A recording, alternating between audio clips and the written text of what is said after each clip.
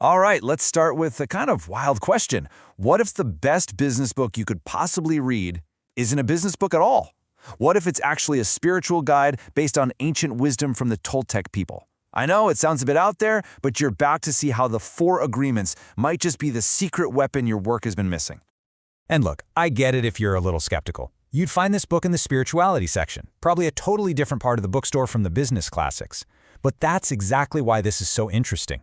Sometimes the most powerful ideas come from the places you least expect. Let's dig in. So, you look at these two columns and you're probably thinking, what do these have to do with each other?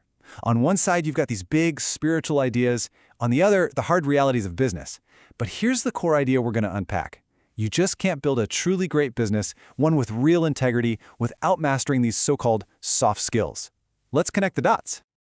Okay, so here's how we're going to break this down. First, we have to look at the mental programming that's probably holding you back right now. Then, we're going to replace that old programming, one agreement at a time, and turn these ancient concepts into stuff you can actually use at work. By the end, you'll have a whole new way of looking at things. Right, so before we can even think about adopting new agreements, we've got to understand the old ones, the ones we're running on without even realizing it. The book has a great name for this process, domestication. It's like the invisible software that shapes almost everything we do.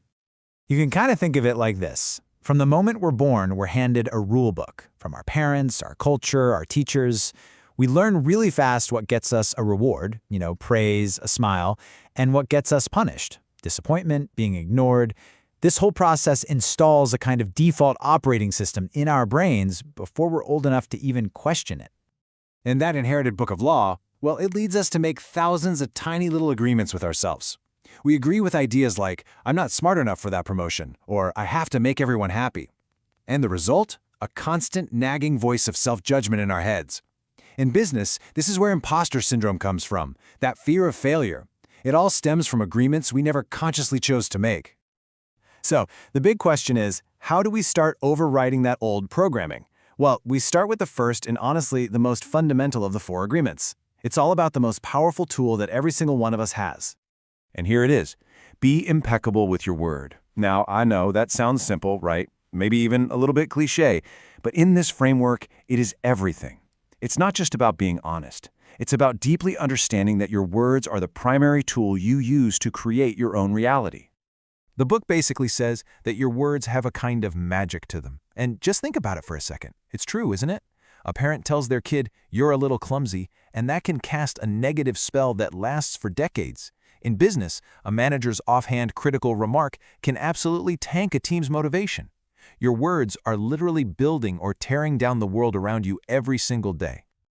All right, I know what you might be thinking. Magic words sounds a bit, out there for a business meeting. So let's bring this down to earth. How does this idea actually apply to the day-to-day grind? What does being impeccable really mean in practice? This is where it gets super practical. Being impeccable with your word means you underpromise and overdeliver every single time. It means your marketing is confident. It's all about your strengths, not tearing down the competition. It means your brand lives up to its promises even when it hurts a little. And inside your team, it means cutting out the gossip and using your words to build people up, not knock them down. Okay, so once we've got a handle on our words, what we're putting out into the world, the next two agreements are all about turning that focus inward. They deal with how we process everything that comes at us, especially what other people say and do. This is about building a rock-solid mindset. And they are a powerful 1-2 punch. First, don't take anything personally, which is like developing emotional armor. And second, don't make assumptions, which means stop trying to fill in the blanks with stories you've made up in your head. Seriously, this first one, don't take anything personally, is an absolute game changer.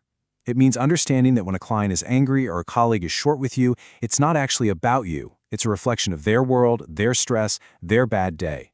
When a potential customer chooses a competitor, it's not a personal rejection of you, it's just a decision they made inside their own reality. You just happen to be there. And this is exactly where those two agreements are linked. Why do we take things personally? Because we make up stories, we make assumptions. Your employee rushes past you in the hallway without saying hello.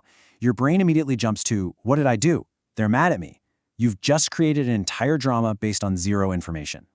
So you really have two paths you can take here. On the left, you've got the assumption trap. It's all emotional, it's reactive. But on the right, you've got the clarity path. This is proactive, it's strategic. It means you pause, you remember it's probably not about you, and instead of reacting, you get curious, you ask questions, you find out what's really going on. All right, so we've talked about our words and our mindset. The last piece of this puzzle is about action. It's the agreement that takes all these great ideas and turns them into something you do consistently every single day. And that is agreement number 4, always do your best. You can think of this one as the engine that makes the other 3 actually work. Being impeccable, not taking things personally, not making assumptions, that all takes real effort. This agreement is your commitment to putting in that effort. But here is the absolute key. Your best is not some impossible standard of perfection. It's a moving target. Your best when you're healthy and you've had a great night's sleep is totally different from your best when you're sick or stressed out. The goal is simply to give the best effort you can in that specific moment, and that frees you from burnout and that nasty inner critic. So let's put this to the test with a really tough business decision. Imagine this. Your costs are going up, your margins are getting squeezed. What's the move? Do you raise your prices and maybe risk losing some customers? Or do you start using cheaper materials and cut the quality that your brand is famous for? And this is where it all comes full circle. Doing your best in this situation means going right back to agreement number 1. Be impeccable with your word. If your brand's core promise, your word to your customers, is all about quality, then cutting corners is not doing your best. You have to find another way, a solution that honors the promise you've made. So when you put all 4 of these together, you can see it's not just some fluffy spiritual advice. It's literally a new operating system for your business. You build trust by being impeccable with your word. You build resilience by not taking things personally. You create clarity by not making assumptions. And you build unbreakable integrity by always doing your best. So I'll leave you with this question to think about. Take a good hard look at your work, your team, your brand. Are they running on those old, unconscious agreements, ones based on fear and assumptions? Or are you ready to consciously build a new system, one based on freedom, clarity, and trust? That's the choice, and that's the power these 4 agreements give you.